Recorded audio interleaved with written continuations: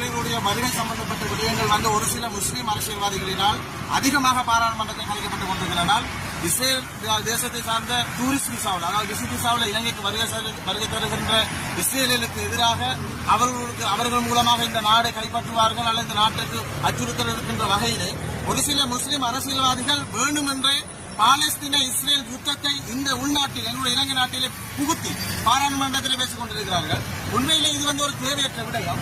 இலங்கையில வந்து உங்களுக்கு தெரியும், இலங்கையை நம்பி இங்க இருக்கின்ற முற்படைகளை இந்த அரசாங்கத்தை நம்பி வருகின்ற இஸ்ரேலியர்களை பாதுகாக்க வேண்டிய கடமை வந்து இந்த நாட்டில் இருக்கின்ற ஒவ்வொருவருக்கும் இருக்கிறது. காவல்துறைக்கும் இருக்கிறது, இந்த நாட்டு மக்களுக்கும் இருக்கிறது, இந்த நாட்டில் இருக்கிற அனைத்து பாராளுமன்ற உறுப்பினர் கடமை இருக்கிறது.